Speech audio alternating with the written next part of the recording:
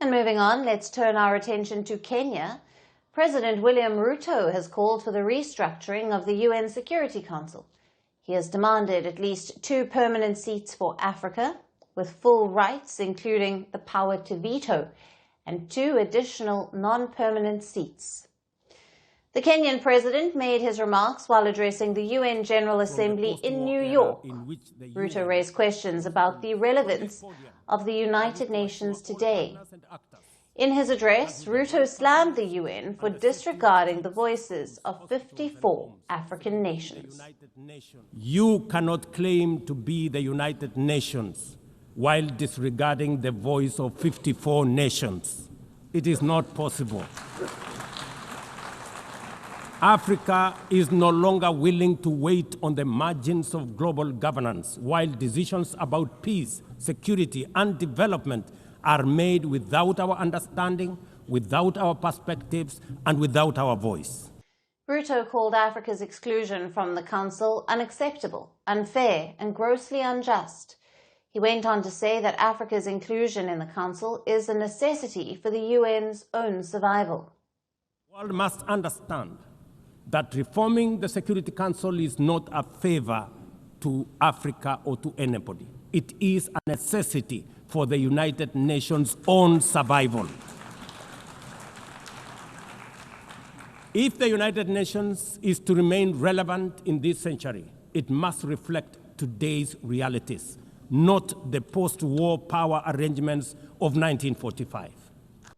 Ruto pointed out that Africa dominates much of the Security Council's agenda and provides some of the largest peacekeeping contingents. Kenya is itself leading the mission in Haiti to counter armed gangs. Ruto said that while Africa bears the heaviest costs of instability, it remains the only continent without a permanent seat at the main table. The power rests with the 5 permanent members of the UNSC, and they are China, France, Russia, the UK, and the US.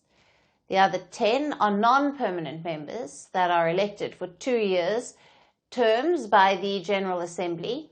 The current non-permanent members are Algeria, Denmark, Greece, Guyana, Pakistan, Panama, the Republic of Korea, Sierra Leone, Slovenia, and Somalia.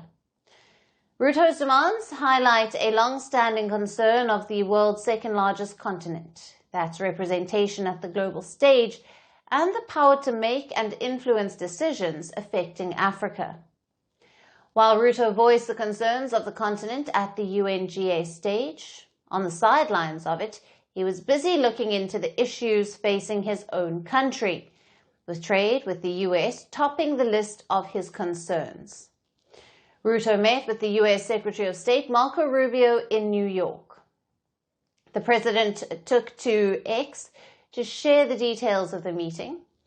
In his post, Kenyan's President Ruto said that the 2 sides had agreed to strengthen relations by expanding trade, concluding a trade agreement by the end of the year, boosting US investment in Kenya, and deepening security cooperation, particularly in counter-terrorism.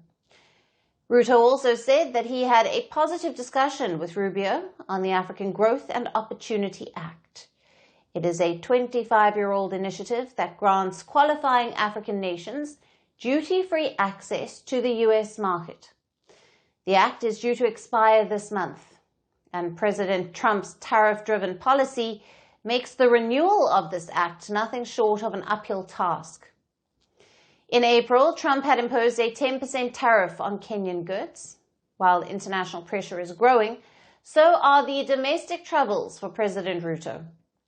Kenyans are upset with the Ruto administration over the state of the economy, as well as police brutality and suppression of dissent. Now, it remains to be seen if Ruto's visit to the US can do any good for Kenya, and most importantly, for the president himself. Firstpost now available in 9 languages on YouTube. English, $36 trillion. French, Le FMI, comme German, geschäftsführenden Direktoren, Hindi, $30 trillion का कर्ज हो. Indonesian, Pemerintah tanpa pemeriksaan. Italian, Sekali radikali. Japanese, 4兆ドル以上も Portuguese, por causa do próprio balanço patrimonial. Spanish. Beautiful bill. Go to Settings, click on Audio Track and select the language of your choice. Be the first to know what's happening around you in your first language. Firstpost.